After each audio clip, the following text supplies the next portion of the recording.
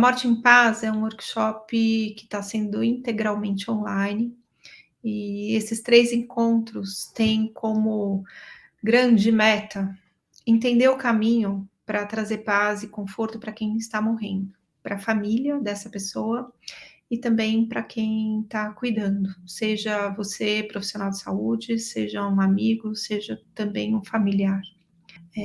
Nesse trajeto, vocês devem estar se perguntando, acho que vocês não se perguntaram muito, né, porque vocês se inscreveram. Se se inscreveram, você já tem ideia de quem que eu sou. Mas vamos lá, né, vamos supor que tem alguém aqui que ganhou a inscrição do workshop e não sabe quem que eu sou, então eu vou me apresentar brevemente aqui. Meu nome é Ana Cláudia Quintana Arantes, eu sou médica, eu fiz a minha formação na Universidade de São Paulo, aí depois eu fiz a residência de geriatria e gerontologia, e em seguida me especializei em cuidados paliativos pela Universidade El Salvador, Instituto Pallium, na América Latina, que fica na Argentina, e também pela Universidade de Oxford. Então, fiz minha formação fora do Brasil. Depois disso, eu também me especializei na área de psicologia, na pós-graduação Lato Sensu e intervenções em luto. Além de médica, eu também sou escritora. Eu já escrevi 5 livros. O primeiro foi de poesia, Linhas Pares. O segundo foi A Morte é um Dia que Vale a Pena Viver, que é um livro que ele expandiu toda a capacidade de fazer previsões sobre o sucesso de um livro, porque a gente alcançou 500 mil cópias já no Brasil e agora está sendo traduzido para várias línguas no mundo todo. Esse livro trata do universo do cuidado direcionado para pessoas que precisam de cuidados paliativos. Cuidados paliativos é uma área da assistência que provê o cuidado de alívio do sofrimento biológico, então o sofrimento físico, emocional, social, o familiar e o espiritual. Esse contexto do cuidado paliativo, antigamente, talvez não seja tão antigamente assim, até pouco tempo atrás, direcionado para o paciente em fase final de vida. Hoje em dia a gente sabe que o paciente se beneficia desse cuidado nas fases mais precoces de uma doença que ameaça a continuidade da vida. O Histórias Lindas de Morrer traz histórias de pacientes que receberam cuidados paliativos no meu dia a dia. São as histórias de pacientes que eu cuidei. O Para Toda a Vida Valer a Pena Viver tem um conteúdo voltado mais para a geriatria, mais para o envelhecimento. E O Mundo Dentro, que acabou de ser lançado, é um livro de poesia, que eu chamo de poesia de sobrevivência. Então, eu estou aqui com essa meta de falarmos sobre os cuidados de fim de vida. E agora sim, colocando foco nos tempos finais. Esse tempo final do adoecimento não necessariamente é a morte que vai acontecer daqui 5 minutos. O tempo final ele pode ter uma duração de anos, até meses, semanas, ou dias, ou horas. E nós vamos falar sobre o que a gente precisa ter consciência nesses tempos finais do cuidado de uma pessoa que está enfrentando uma doença que ameaça a continuidade da vida dela, que chegou num ponto em que a medicina não tem nada para oferecer que modifique o curso natural da história daquela doença, e inexoravelmente essa pessoa vai chegar na morte. O primeiro dia desse workshop, ele tem um nome, o título desse nosso encontro aqui hoje é A Ignorância. O segundo encontro, o título dele vai ser O Caos. E o terceiro encontro, o título vai ser A Paz. Nesse workshop, eu vou trazer muitas reflexões importantíssimas para as pessoas que cuidam, que cuidaram, porque muitas vezes a gente, depois que cuida de alguém, a gente carrega dentro de nós uma inquietude. Será que eu entendi tudo que eu precisava fazer? Será que eu fiz direito? Será que o caminho que eu escolhi foi o melhor para o meu ente querido? E as pessoas que vão cuidar, porque se nós nos reconhecemos como seres humanos mortais, nós sabemos que todas as pessoas à nossa volta também são seres humanos imortais. Então é possível que quem nunca cuidou, em algum momento cuide. E vai ser muito melhor se você chegar na história com algum grau de lucidez do que você vai enfrentar. Vamos começar falando sobre o que acontece antes da gente perceber que está doente. Em geral, nós vivemos uma vida onde nós desconhecemos a presença do nosso corpo. Nós só lembramos do nosso corpo quando ele dá sinais de necessidades. Fome, sede, vontade de ir no banheiro, vontade de transar, sono, cansaço. Você percebe que teu corpo existe quando ele chama a sua atenção, porque se ele não chamar a sua atenção, você vai vivendo a sua vida do jeito que você considera importante viver. Em geral, o cuidado com o corpo, ele não está presente para a grande maioria das pessoas. Em algumas pessoas, isso é algo relevante, então a pessoa tem a prática física, tem uma alimentação correta, tem hábitos de vida muito saudáveis, e ela está preocupada em evitar a doença. Então, já vou abrir a conversa aqui dizendo que nós não teremos 100% de sucesso em evitar as doenças, porque a doença faz parte da história biológica. Pode ter um risco grande de acontecer se você estiver vivo. Mesmo que você tome todas as atitudes necessárias para evitar a doença, pode ser que a doença ainda bate na porta e diz: ó, tô aqui. E aí, quando você começa a ter sinais e sintomas de uma doença, a primeira coisa que nós tentamos fazer é justificar a presença de sinais e sintomas diferentes, né? Tá, mudou alguma coisa no meu corpo, tem alguma coisa errada acontecendo. Eu tô com uma dor diferente, tô com um cansaço diferente, tô com um mal-estar, enfim, tô sentindo alguma coisa que eu não sentia antes. Tenho sintomas. E estão aparecendo alguns sinais no meu corpo que não apareciam antes. Sinais é o que você sente. Não, sintomas é o que você sente. Sinais é o que você vê, que você reconhece de diferente. Sinais e sintomas de uma doença que ameaça a continuidade da vida, a hora que ela começa, a gente não está sabendo que é uma doença que ameaça a continuidade da vida. Então, a imagem que traduz esse workshop é uma imagem de um tsunami. Não sei se vocês vão lembrar, há anos atrás, quando teve o tsunami na Tailândia, quem estava presente sobreviveu, contou que o mar recuou. No determinado ponto, estava todo mundo ali na praia, uma cidade turística, todo mundo ali na praia, e o mar recuou, recolheu. E num primeiro momento, as pessoas, sem ter noção do que estava acontecendo, ficaram curiosas com aquilo. Nossa, que coisa estranha, o que está acontecendo? O mar recuando, começaram a aparecer coisas lindas ali na areia. Porque coisas que ficavam mais para o fundo do mar que ninguém enxergava, começaram a aparecer estrelas do mar, peixes, ouriços, corais, coisas bonitas começaram a aparecer. E aí, as pessoas que não sabiam começaram a brincar com aquelas coisas bonitas. Ninguém sabia o que vinha depois, mas aquilo que vinha depois já mostrava seus sinais. E aí, muita gente ficou brincando ali na areia. E esse brincar na areia, durante um tsunami, é o motivo pelo qual a gente está aqui falando sobre a ignorância. É um momento em que você não sabe o que está acontecendo, mas você poderia saber, porque o diagnóstico já aconteceu. Então, o trajeto até ter o diagnóstico é um trajeto que aqui quem já ficou doente vai lembrar do que sentiu.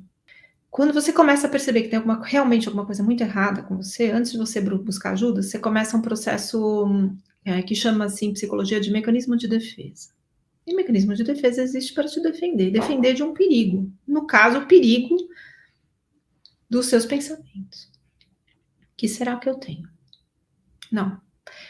Você vai para um lugar onde você deseja, de uma maneira legítima, conseguir mudar aquela história.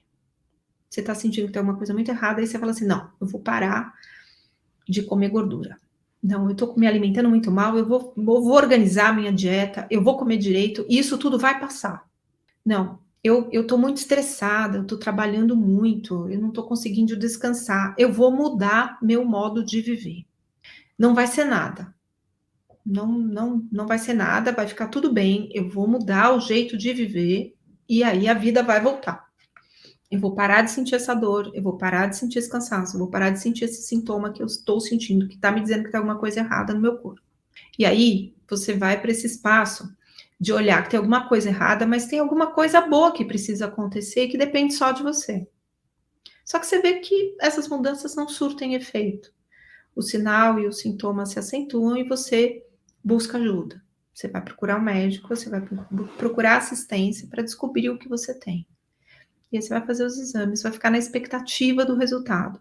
E você vai para um espaço chamado vamos pensar positivo, que tudo vai dar certo.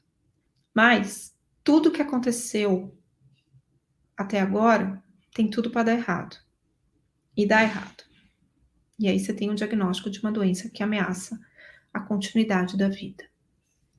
Como que é esse enfrentamento? Quando você tem um diagnóstico de uma doença que ameaça a continuidade da sua vida. Você vai começar o tratamento, você tem a expectativa do resultado desse tratamento. E aí, mesmo que você tenha um trajeto de adoecimento muito longo, em algum momento, o resultado do tratamento começa a mostrar sinais de fracasso. Não está alcançando o resultado desejado. Até esse momento, o modo de enfrentar que escolhe não lidar com a realidade pode ter trazido muita coisa bonita para essa história. Pode ter aflorado muitas experiências grandiosas durante o processo de adoecimento. Lembra que eu falei quando o tsunami que recolhe? E aí começam a aparecer coisas lindas que estavam no fundo do mar e agora elas estão à vista, porque aquela água saiu de cima daquelas preciosidades, daquele tesouro. E aí, com isso, a história parece que não é tão ruim assim, porque de repente você descobriu que tem mais paciência do que imaginava. Você descobriu que a sua família é muito linda e maravilhosa e está te dando todo o apoio. Você descobriu que de repente o SUS que você tem atendimento é maravilhoso, te deu um cuidado especial. Hoje mesmo, gente, eu atendi uma mulher aqui que veio com as duas filhas, que veio para uma segunda opinião de cuidados paliativos, mas ela já estava recebendo no SUS, no hospital, estava fazendo tratamento do câncer, depois sendo atendida em casa pelo posto de saúde, pelo projeto lá de medicina domiciliar. Você pode ter um convênio maravilhoso, você vai descobrir que o convênio é lindo, que te dá toda a assistência que você precisa, você descobre médicos incríveis. Pode dar tudo certo no seu tratamento, mas ainda assim a doença segue seu curso. E em algum momento ela se torna gravíssima. Até que ela se torne gravíssima, mesmo que você tenha descoberto todas essas coisas lindas nessa história, o tsunami está se formando. Porque uma hora você não vai mais poder brincar ali. Você não vai poder mais lidar com a alegria de ter descoberto coisas maravilhosas ao longo do processo de adoecimento. E você vai ter que enfrentar o primeiro grande drama, quando se descobre que a doença em curso não responde mais a nenhuma intervenção que a medicina possa oferecer, que vale a pena ser feita, porque existem muitos tratamentos que merecem o sacrifício do paciente de enfrentá-los, porque trarão benefícios de qualidade de vida ou de tempo de vida. Mas em uma determinada fase da doença, nada do que vai ser oferecido vai alcançar o resultado esperado. E por não alcançar o resultado esperado, o paciente tem que atravessar uma jornada muito difícil de enfrentar esses recursos diagnósticos ou de tratamento agressivos que não trazem benefícios, pelo contrário, fazem o paciente sofrer mais.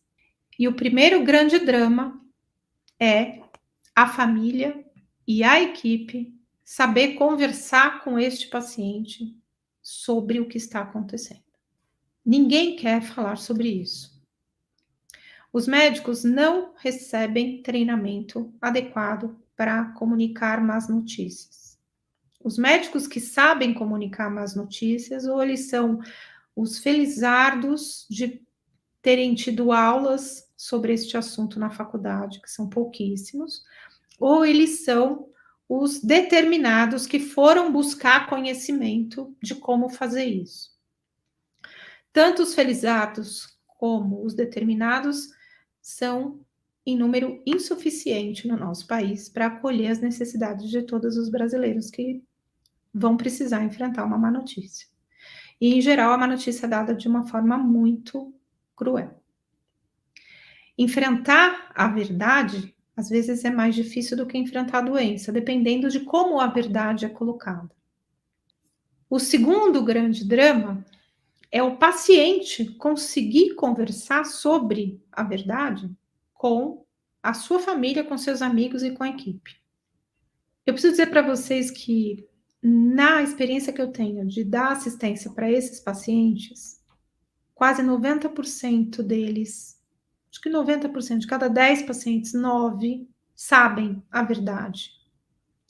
Só que desses 9, talvez 3 ou 4 sejam capazes de conversar com seus familiares sobre o que isso significa. E quando eu vou conversar com os pacientes sobre a condição clínica deles, antes de eu dizer alguma coisa, eu pergunto. E aí eles me contam: olha, doutora Ana, eu tenho câncer, está na fase mais difícil, acho que não vai ter jeito para mim. Mas a minha família não sabe. A minha família acredita que seja algo benigno, ou fala que é uma bolinha, ou é uma feridinha. Minha família não sabe. Os pacientes mais capazes de perceber esse sofrimento da família, eles trazem para mim: doutora Ana, eu tenho câncer, eu tenho doença neurológica, eu tenho uma condição irreversível no meu coração, mas a minha família não sabe que eu sei. E eles não estão sabendo lidar com isso. Tem paciente que marca consulta comigo para eu ajudar a família a aceitar a condição dele. A raridade da raridade é quando você tem uma família e um paciente e uma equipe que sabe falar a verdade sem se tornar cruel, sem se sentir cruel e nem cometer nenhuma crueldade. A verdade é remédio, cura muita coisa. E sendo remédio, tem posologia. Verdade tem hora e dosagem. E nós precisamos saber lidar com isso. Quando o tsunami vem, que ele chega, e a velocidade de destruição desse tsunami é muito mais rápida do que aquela que a gente imaginava que fosse acontecer tudo. E nós tivemos um pensamento de vamos ter tempo para resolver isso. Agora não é hora. A coisa que eu mais escuto é: agora não é hora de cuidado paliativo. Agora não é hora de falar sobre isso. Agora é preciso ter esperança. Agora é preciso ter coragem de lutar. Precisa continuar lutando. O paciente que escolhe o cuidado paliativo, ele escolhe viver. Ele não está desistindo de viver, ele está desistindo de sofrer desnecessariamente. Mas muitas pessoas ainda acreditam que olhar e reconhecer que a morte está chegando faz a morte chegar mais rápido. Quando você nega a proximidade da morte, o que chega mais rápido é o sofrimento insuportável. Ele chega rapidinho. É o tsunami, de verdade. A hora que ele chega, ele é puro sofrimento. E esse puro sofrimento, muitas vezes tem relação com a escolha pela ignorância. E por que as pessoas escolhem a ignorância? Porque é muito difícil lidar com os sentimentos e as emoções diante do que vai acontecer. Numa condição de adoecimento grave, na fase final, quase todo mundo vai para a cama com o pensamento da morte. Tem aqueles que só conseguem dormir se eles fizerem uma oração com a certeza de que vai acontecer um milagre. Tem gente que só consegue dormir se pensar que tem uma outra saída, tem um outro tratamento, tem um outro médico, tem uma outra cidade para ir, tem um outro hospital para ir. Tem gente que vai tentar lidar com esse sentimento fazendo com que ele não apareça na cabeça. Você vai evitar o pensamento que causa medo. E você vai acreditar que a única escolha possível é ignorar tudo que causa medo. E uma das coisas que causa medo é conversar sobre isso. A emoção mais difícil de lidar é o medo. Eu acabei de publicar o livro de poesia e tem lá, medo.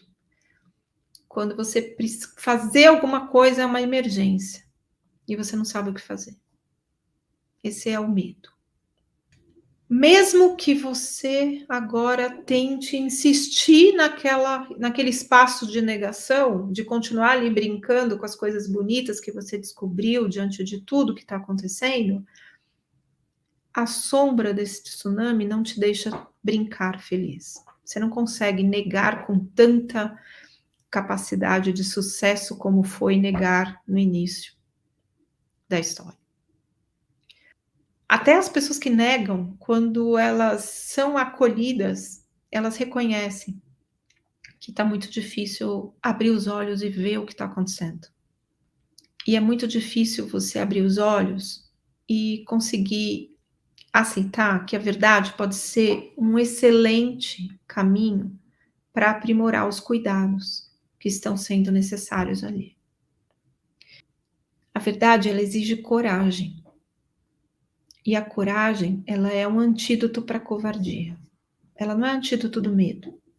A coragem é um antídoto da covardia. Porque se você se acovardar diante desse contexto que se aproxima e de maior sofrimento, você vai perder a chance de fazer muitas coisas que podem proteger o paciente, a pessoa que você ama, de um sofrimento desnecessário.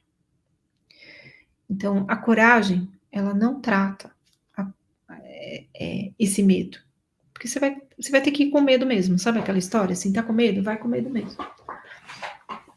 O medo só vai passar, ou ele só vai ser aliviado quando você se apropriar de um espaço de compaixão. O que é compaixão? Compaixão é uma característica humana.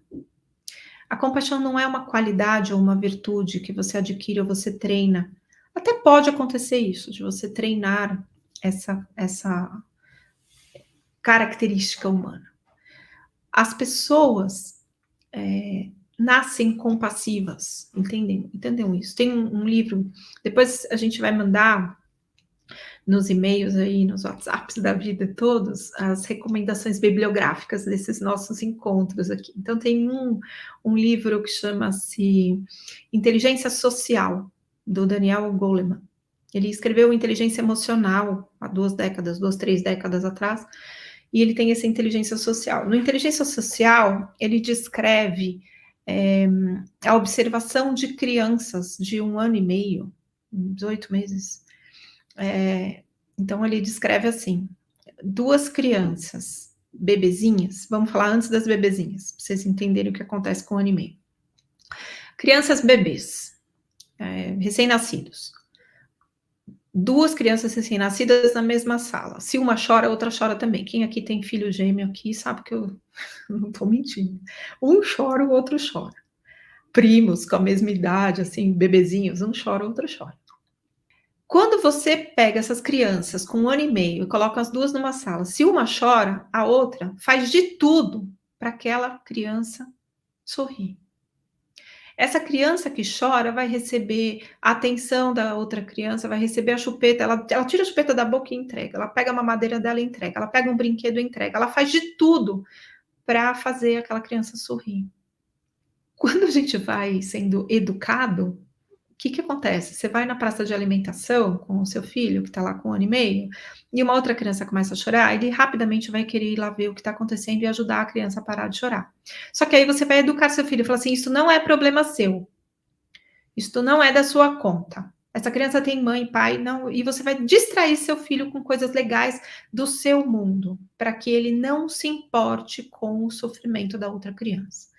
É isso que acontece na nossa educação. É uma educação que dá o privilégio para uma privacidade, para uma individualidade que abre mão da nossa característica já nata compassiva. Não é possível uma criança dar risada enquanto a outra está chorando. Se depender dela, mas se depender dos pais, sim, ela vai se distrair completamente. Não há por que se importar com alguém que chora, com alguém que sofre. Só que quando isso está acontecendo no nosso mundo, nós estamos mais preocupados em lidar com o que nos faz sofrer. Ver o outro sofrer nos faz sofrer. Então a gente quer fazer alguma coisa para que a outra pessoa não sofra. E nós passamos a acreditar que a única forma de aliviar o sofrimento de alguém é tratando a doença dela. É uma das formas, mas a forma mais eficiente é aquela onde todo o trabalho se concentra em promover o bem-estar dessa pessoa que adoece e sofre os tempos finais da sua vida. A verdade pede compaixão. Então, a compaixão, ela é atitude. Ela não é um sentimento vazio de pena. Ela é um sentimento preenchido com a capacidade de fazer algo pela pessoa. E você só vai saber o que fazer se você tiver coragem de enfrentar a verdade sobre aquilo que está acontecendo. Então, a verdade pede uma ação amorosa e cuidadosa frente ao sofrimento dessa pessoa. Olá, gente boa, tudo bem? Desculpa estar interrompendo aqui essa aula tão linda que a Ana está entregando para vocês. Para quem ainda não me conhece, eu sou o Léo, eu sou sócio da Ana, eu já fiz algumas aparições, né, por aqui, mas eu imagino que a maioria de vocês não me conheça ainda. Eu vou explicar já porque eu fiz essa interrupção, tá? Mas eu já te adianto que a gente ainda tem mais conteúdo. A gente tem uma dinâmica com a Ana, onde a gente gravou várias perguntas que a Ana foi respondendo em relação a esse tema de trazer paz para a morte. Então, tem muito conteúdo muito legal. Dentre as perguntas que a Ana vai responder, eu imagino que muitas são dores que vocês estão sentindo aí também. E eu interrompi essa aula aqui para dar 2 recados bem rápidos. Mas antes de dar esse recado, eu quero só compartilhar algo curioso. Acho que a Ana nem vai gostar, mas como ela me colocou aqui, né, me colocou nesse papel, eu também, né, posso compartilhar algumas palavras. Mas é muito curioso que a Ana, ela grava, o conteúdo é feito em 2 partes, né? O primeiro é o conteúdo em si, né, o conhecimento, no qual a Ana começa a falar e tem início, meio e fim na parte mais técnica, digamos assim. E aí tem essa parte só de recados que ela também é importante para o workshop, para as pessoas lembrarem e tal, para todo mundo ficar ciente de todos os pontos de contato ali e tal, grupo do WhatsApp e tudo mais. E essas aulas, a Ana, ela constrói na cabeça dela qual vai ser uma linha, né? De vez em quando eu trago algum insight ou outro, mas a grande maioria parte dela. Mas ela não tem um conteúdo, um roteiro, assim. Ela tem uma linha e ela vai e começa a falar e as coisas vão se desenvolvendo. Tanto é que você vê várias palestras da Ana, por mais que seja o mesmo tema, ela fala sobre sempre de maneiras muito diferentes, né? Até porque, por mais que seja o mesmo tema, às vezes o mesmo conhecimento, e quando ela dá uma outra palestra, uma outra aula, ela está passando por um momento diferente, então ela tem uma perspectiva diferente, então todo esse conhecimento ele vai sendo apresentado, né, sobre outro olhar. Então é muito engraçado de ver isso, é muito gostoso, né? Eu, como já trabalho com a Ana faz um tempo e consumo muito do conteúdo dela, eu tenho o prazer em ver isso em primeira mão. Apesar da Ana ser uma escritora e ser uma palestrante com uma oratória incrível e um poder de se conectar muito grande, eu sentei com ela pra gente montar os recados, falei, tá, Ana, agora eu anotei alguns recados aqui, é só você ler e dar pra galera. Cara, não saiu assim, a Ana ficou lendo, aí quando ela tentava falar, às vezes ela esquecia de algum ponto, e eu falava, não, Ana, tá escrito aqui, ó, só lê então. Aí ela lendo, ela começava a ler. Pessoal, quero dar um recado na próxima quarta-feira, e ficou horrível, assim, a gente viu e falou, nossa, Ana, acho que não vai ter jeito, o que a gente vai fazer? Eu falei, nossa, Léo, eu sou horrível nisso, vai lá e faz você. E cá estou agora, né? Fazer, eu também não gosto, né? Mas ok, como eu já tenho os recados na minha mente, falei, pô, Ana, eu fazer vai ser mais fácil que você. Mas o interessante disso é você ver, né, como que a Ana fala tão bem, como ela se expressa de maneira tão natural, mas às vezes quando a gente vai fazer algo que foge, né, muda tudo. Quando a gente vai fazer algo mais engessado, que a gente tem que ler, as coisas funcionam de maneira diferente, né? Mas enfim, quis contar porque acho que é uma informação de bastidor aí que é legal, assim, uma curiosidade, mas também para justificar por que eu estou aqui interrompendo o conteúdo que vocês estavam tendo, tá? Mas enfim, vou dar os dois recadinhos antes de trazer de novo o conteúdo da Ana para ela responder as perguntas que eu comentei agora há pouco, tá? Então vou usar na minha colinha aqui também, né, só para ter certeza. Mas enfim, essa aqui é a aula 1 do workshop A Morte em Paz, tá? Não sei que dia você está assistindo, mas ela foi liberada na segunda-feira às 9 da manhã. Muitas pessoas vão estar assistindo na segunda, outras na terça, né? Elas vão ficar disponíveis até domingo. E a próxima aula, a aula 2, ela é liberada na quarta-feira, no mesmo horário, às 9 da manhã, tá? A gente vai mandar o link da aula tanto no e-mail que você usou para se inscrever aqui no workshop A Morte em Paz, também no grupo de WhatsApp, tá? Que você recebeu o convite para entrar assim que realizou sua inscrição. Caso você não tenha entrado ainda no grupo do WhatsApp por algum motivo, aqui na página vai ter. Tá, na página da aula vai ter um botãozinho verde, entrar no grupo do WhatsApp, é só vocês entrarem lá, e lá vocês vão receber em primeira mão todos os avisos, né? É melhor que e-mail, porque e-mail às vezes cai na caixa de spam, algumas outras coisas, o WhatsApp é praticamente 100% garantido que você vai receber, tá? Além disso, lá no Instagram da Ana também, né, vai ter o link, é uma outra forma que vocês podem ter de acessar a aula, tá? E aí o segundo recadinho, não menos importante, é o seguinte: se você, caso você conheça, né, alguma pessoa que ela também está passando, você imagina que ela vai passar por um momento no qual esse conhecimento que a Ana está passando, de ser capaz das habilidades, né, para que a gente seja capaz de trazer mais paz e conforto para quem esteja enfrentando os últimos tempos de vida. Caso você conheça alguma pessoa para que você ache que esse conteúdo seja útil, compartilha, tá? Manda o link para ela, seja pelo WhatsApp, onde for, se quiser mandar nos grupos da família, entre outros, que eu acredito que vai ser muito, muito útil. Tá? E o nosso propósito como um todo é levar o cuidado para muito mais gente. Tá? A missão da Ana na Terra é levar o cuidado, não só cuidados paliativos, né, mas o cuidado até de maneira mais ampla para o país inteiro, e também vamos trabalhar para que isso seja feito internacionalmente, tá? Então, se você puder contribuir com a gente também de alguma forma de levar para mais algumas pessoas, vai ajudar bastante, tá? Então, era isso, são os dois recadinhos que eu tinha para dar só por hoje. Na próxima aula vocês também vão me ver fazendo mais alguns recadinhos, mas acho que na próxima eu vou ser mais rápido, tá? Prometo. Enfim, é isso. Agora a gente vai deixar vocês novamente com as perguntas que a Ana tem para responder, que eu acho que vão ser muito legais também. Tá bom? Um beijo e até a aula 2. Aí, Maria Aparecida de Carvalho. Como lidar com a ideia que deveria ter feito mais por aquela pessoa que agora não tem volta? Uma espécie de culpa. O que eu posso te dizer? Quando você estava cuidando dessa pessoa, você pensou de propósito em não fazer alguma coisa? De pensar assim, quero que ela sofra. Então, eu não vou fazer isso, eu não vou dar o remédio de dor, eu não vou levar no médico, eu não vou fazer exame, eu não vou trocar fralda, eu não vou não vou dar remédio para ela dormir gostoso, não vou fazer nada para aliviar o sofrimento dessa pessoa. Eu tenho certeza que você não fez isso. Isso sim poderia te levar a um sentimento de culpa, de você ter o recurso para fazer e não fazer. O que pode ter acontecido? Diante disso que a gente está conversando, pode ser que você tenha pensado, não vou contar a verdade. Deve ter muita gente aqui que está mentindo para a família. Não tenho dúvida. Não contei a verdade para o meu pai. E aí? Ele morreu sem saber a verdade?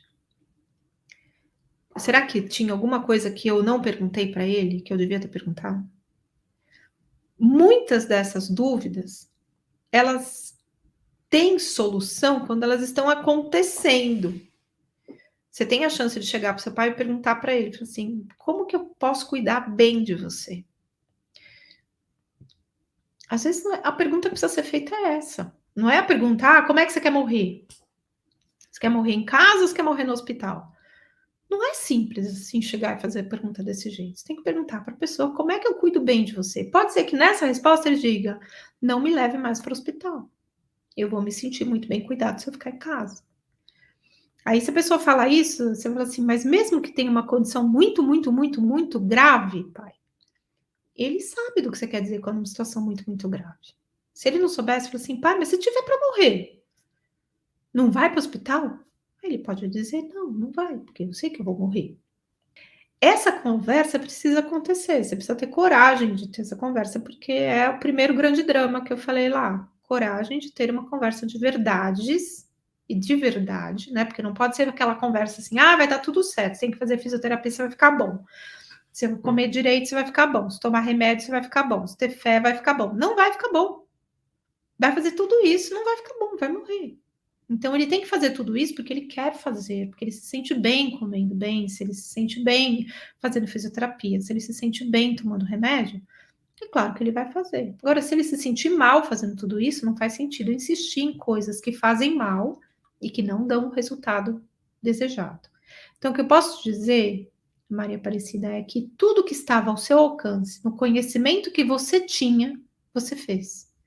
E suponha que você tivesse conhecimento do cuidado paliativo e não chamou. Você não tinha coragem para fazer isso. E você não foi apoiada para ter esta coragem. Então, às vezes, a gente tem o recurso e não sabe usar. Não sabe como buscar. Não sei se eu respondi, mas por aí.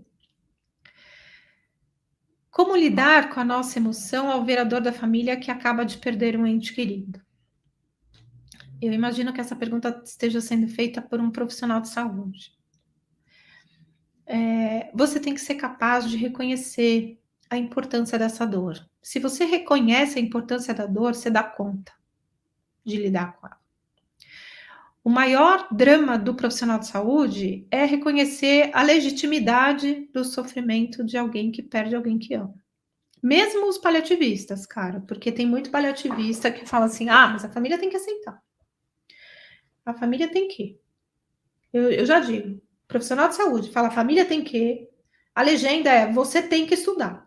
Porque você não está sabendo lidar com famílias. Porque a família não tem que nada. A família não tem que aceitar um profissional de saúde que não faça ideia da importância do afeto que eles têm. Eles não têm que tolerar isso. Não têm que aguentar isso. Ah, mas o paciente tem 90 e tantos anos, está morrendo, e aí o filho não aguenta essa notícia. Então, nós aguentamos essa notícia se a pessoa de 90 e poucos anos for de outra família. Se for da nossa família, não vai ser fácil, minha gente. Porque se a pessoa tem 90 anos, ela está bastante tempo construindo vínculo nessa família. Então, dói.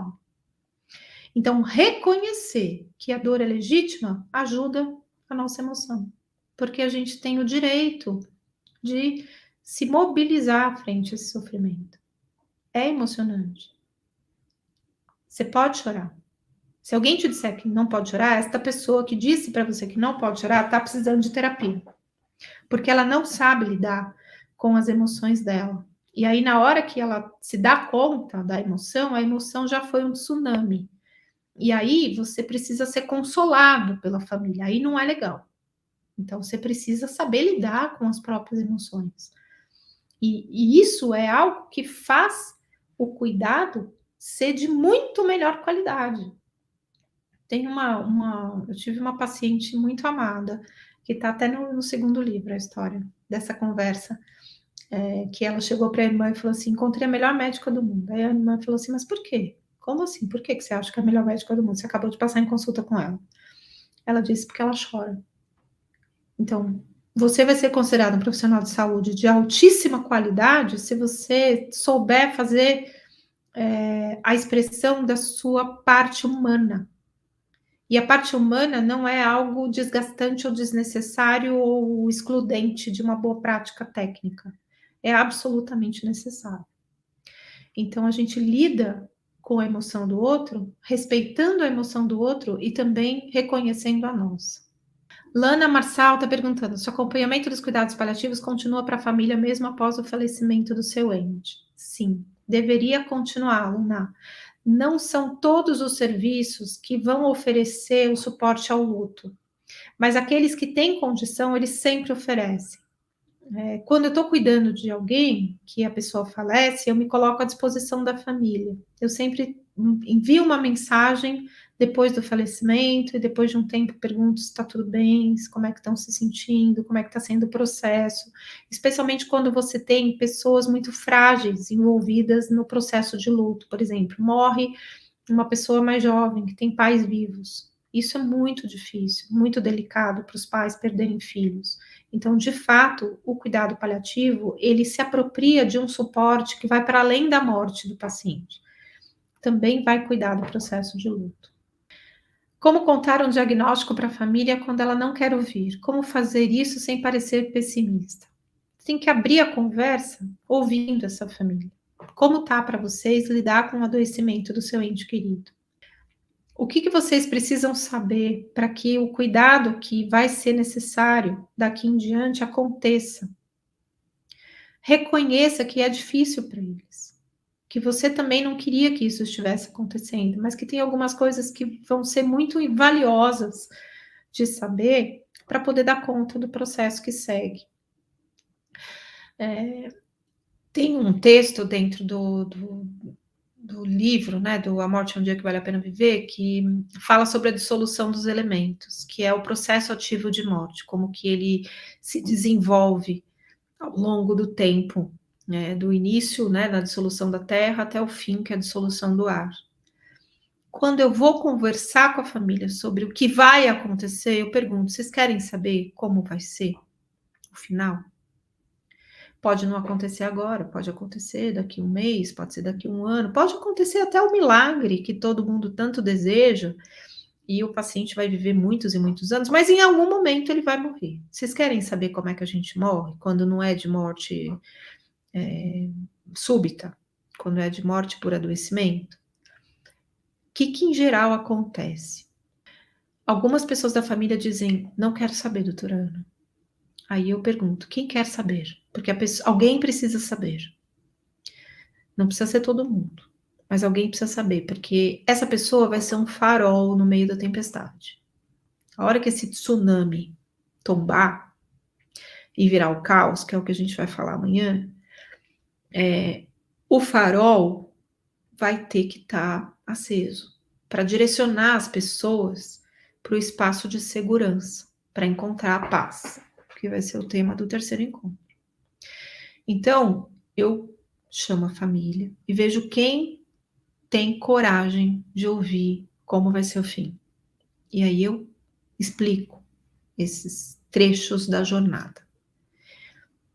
100% das vezes, as pessoas ficam muito gratas por essa partilha. Você precisa respeitar quem dá conta. E se você tiver acesso apenas a quem não dá conta, você pode perguntar para essas pessoas. Da família, quem dá conta de me ouvir, orientar sobre o que nos aguarda lá na frente? E aí você vai ter uma conversa muito mais sincera, muito mais suave sobre esse tema. Como profissional da saúde, você pode lamentar e chorar junto com a família, desde que você não chore mais que eles? Pode.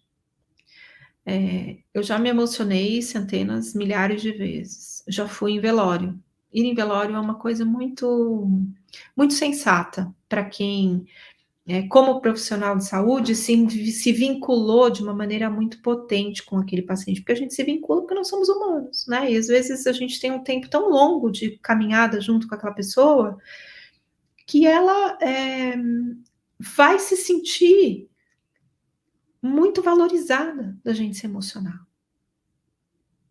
Teve um paciente que eu cuidei da família toda, ainda cuido das pessoas da família, porque acabei me tornando clínica da família toda, não só paliativista. Eu comecei a história com uma matriarca que teve câncer e faleceu. Aí eu comecei a cuidar do marido dela, no tempo de viuvez. Ele teve um processo de luto muito difícil, teve vários contextos de adoecimento no processo de luto. A gente sabe no processo de luto que os homens idosos que ficam viúvos, eles têm uma chance 6 vezes maior de morrer no primeiro ano, após o falecimento da esposa. Aí eu comecei a cuidar desse senhor. Ele viveu muitos anos, mais. E aí, quando chegou no finalzinho da vida dele, eu estava cuidando de uma forma presente, cotidiana, vendo no consultório, fazendo visita domiciliar. E aí teve um momento em que ele teve uma descompensação muito importante e ele foi internado. E era o trajeto final da história dele. Nesse momento, eu estava fora de São Paulo, tinha ido viajar, fui dar aula em algum lugar aí, fiquei alguns dias fora.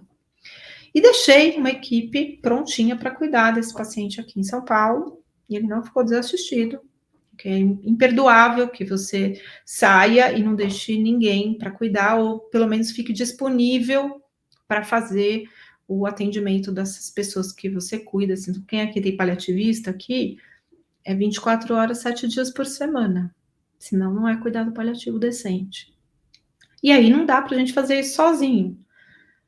E aí eu deixei a equipe aqui para cuidar dele, estava tudo certinho, falando com os colegas todos os dias, falando com a família todos os dias. E esse paciente entrou no processo ativo de morte e não morria, não falecia. E passando-se os dias e todos os sinais de morte imediata e ele não morria. Deu tempo de eu voltar para São Paulo. Eu voltei, deixei as malas em casa e fui direto para o hospital. Cheguei no quarto, ele estava sedado, mas eu cheguei e falei para ele: eu tô aqui, vim te ver. E ainda falei para ele: que bom que você me esperou. Eu queria muito te ver aqui, nesse mundo ainda. Ele acordou, ele esboçou um sorriso, apertou minha mão, abriu os olhos, encontrou os meus olhos. E a hora que ele encontrou os meus olhos, eu me emocionei. E quando a gente se emociona, as lágrimas brotam. Me emocionei, a família toda se emocionou, tava todo mundo no quarto lá com ele. E aí, conversei com todos, acolhi e tal, e fui embora para casa. 40 minutos depois, eu nem tinha chegado em casa, eu falei que eu tinha ido embora para casa, mas não fui, né? Fiquei no hospital um tempo. Deu 40 minutos, ele faleceu. Quando eu voltei para o quarto para assinar, para falar com a família, fazer o atestado de óbito, o filho virou para mim com o olho vermelho, assim, todo mundo super emocionado, falando assim: Ana, ele te esperou. Tô lembrando disso e vai ficar registrado aqui que tô emocionada. Ele me esperou para se despedir. Eu cuidava dele 15 anos.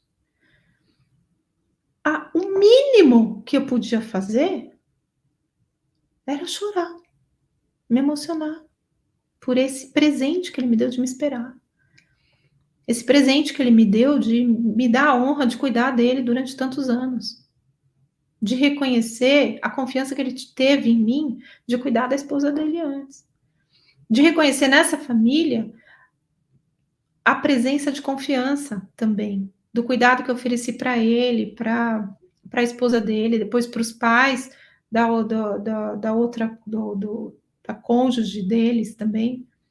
Eu cuidei dos 4 avós. Se isso não me fizer chorar, quando isso não me comover, é porque eu já não posso ser médica, é porque eu já não posso fazer o que eu tenho que fazer. Então, um profissional de saúde que não é capaz de se emocionar, talvez seja melhor fazer outra coisa da vida. Você não precisa chorar de precisar de consolo, mas ao menos algum sentimento tem que brotar no teu coração diante de uma perda de um paciente que você gostou muito de cuidar. E não pode ser uma comoção pela sensação do seu fracasso. Você chorar de tristeza porque você fracassou em salvar uma vida. Aí, tipo, você tá chorando pelo motivo errado, beleza? A menos que você tinha feito um erro médico mesmo, aí chora mesmo. Aí se entrega, vai pra polícia e tal. Você fez um erro gravíssimo, tal, por incompetência, por negligência, aí é melhor reconhecer o erro mesmo. Agora, se você não é capaz de se emocionar por conta da morte de uma pessoa que você gostou de cuidar, porque ela era ela, não é porque ela tinha uma doença que você gostava de tratar e queria ter sucesso, aí tá tudo certo. E se for muito difícil lidar com a emoção, terapia, gente boa. Não faz mal para ninguém, pelo contrário, ajuda muito. A gente está caminhando aí para os nossos minutos finais, então vou ver aqui a pergunta da Alessandra, né? Eu gostaria de saber ajudar sem absorver tanta tristeza. Como é que eu posso me tornar uma pessoa melhor com histórias lindas? Como não chegar em casa e ficar chorando pelo paciente? Você precisa saber o que fazer com o sofrimento do paciente, porque essa pessoa que você está descrevendo era eu no início da minha carreira. Eu não sabia lidar. Eu precisava de um conhecimento que eu não tinha. O pouco que eu sabia ajudava muito, porque eu me importava. E muitas vezes as pessoas precisam de profissionais de saúde que se importam, que não abandonam, que têm coragem de enfrentar a própria dor e não abandonam o paciente, porque o fracasso do profissional de saúde é abandonar o doente. Se você não tem coragem de aprender o recurso necessário para ofertar o alívio do sofrimento para os seus pacientes, então você é um covarde. A covardia não tem perdão. Covardia é imperdoável. Você precisa construir a força e a competência e o discernimento de precisar encontrar esse recurso de conhecimento, que é o cuidado paliativo. Tem que aprender. Se você cuida de pessoas que vivem doenças que ameaçam a continuidade da vida, você tem que aprender. Absorver a tristeza que não te pertence não é mérito. Isso é uma qualidade que precisa ser aprimorada. Você precisa sair da empatia e caminhar para a compaixão. Porque na compaixão você vai ser a pessoa que viabiliza o alívio da tristeza, sem precisar absorver para você. Você não queria que aquilo estivesse acontecendo, mas aquilo está acontecendo. E o lugar que você não tem que procurar é a porta da saída. Se você está procurando a porta da saída, você precisa da porta da terapia. Precisa encontrar o conhecimento. Aí você não vai precisar absorver a tristeza. Você vai saber aliviar esse sofrimento e, consequentemente, alivia a tristeza. Você vai se tornar uma pessoa melhor quando você acreditar que é possível você oferecer o cuidado que potencialize a chance de ter uma história linda de morrer. Porque a história linda de morrer não depende de nós, depende da história de vida da pessoa. O que nós, profissionais de saúde, cuidadores, vamos promover é uma condição que viabiliza uma história linda. A viabilidade de uma história linda diz respeito à nossa competência técnica e humana. Como não chegar em casa e ficar chorando pelo paciente? Na verdade, eu penso que o choro de saudade está tudo bem. Eu sinto muito, está tudo bem. O que não está tudo bem é eu não sei o que fazer. Se você não sabe o que fazer, você tem que procurar como fazer. Você vai procurar alguém que saiba, alguém que sabe cuidado paliativo, você vai aprender como lidar com isso.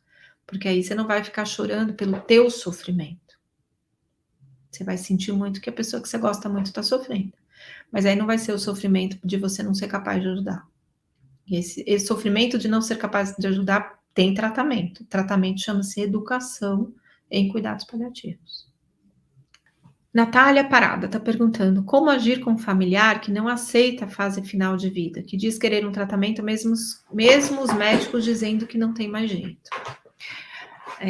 A pessoa desejar o milagre não tem problema nenhum. Não tem problema. O problema é quando essa pessoa deseja o milagre e não faz nada até que o milagre chegue. Não aceitar não vai fazer o final da vida desaparecer, vai dar sequência, que é a metáfora que eu escolhi aqui para o nosso encontro. Ele não aceitar que tem um tsunami não vai tirar o sofrimento. O tsunami vai vir e vai virar um caos. Às vezes as pessoas precisam do caos para compreender que precisam de ajuda. Tem outras pessoas que, ao ver o mar recuando, falam, a gente tem que se preparar. E aí a pessoa se prepara, ela vai buscar o cuidado paliativo, ela vai buscar essa assistência, ela reconhece a necessidade do paciente, ela acolhe essa necessidade. A pessoa que nega, ela vai precisar e vai aceitar numa fase de extremo sofrimento. A pessoa quer um tratamento, não significa que ela quer um tratamento da doença. Eu cuidei recentemente de um rapaz. Foi uma história muito incrível, porque ele não falava sobre a morte, e aí a médica tomou coragem e conversou sobre isso com ele, sobre o que era importante para ele nesse momento em que a doença realmente não tinha mais tratamento. E aí ele teve uma conversa muito magnífica com essa médica, que depois me chamou para fazer parte da equipe dela como paliativista. E aí, quando eu entrei no caso, nós entramos no quarto, nós duas, e conversando com o rapaz, ela quis validar a conversa anterior. E aí ele resumiu para mim que ele ia ser tratado, que ele entendeu com aquela conversa que agora ele ia ser tratado. E aí ficou um clima um pouco estranho no quarto, porque a médica havia compreendido, que ele havia compreendido, que não havia mais tratamento. E aí, quando ele traz a frase, eu entendi que agora eu vou ser tratado, a impressão dela foi que ele não tinha entendido. E aí, eu entrei com uma outra pergunta. Eu falei assim, o que é você ser tratado? O que você pensa? O que você tem em mente quando você diz que você vai ser tratado? Ele falou, eu penso que é isso que está acontecendo agora. Eu ser cuidado na minha dor, na minha falta de ar, no medo que eu tenho, nas minhas preocupações, nas decisões que eu tenho que tomar sobre trancar a faculdade ou não, ficar em São Paulo ou voltar para o interior. Agora eu estou sendo tratado. E aí a gente se deu conta que até aquele momento, quem estava sendo tratado era a doença dele, não ele. Então, dizer para esta pessoa que ela vai ser tratada precisa ser um tratamento que diz respeito à pessoa.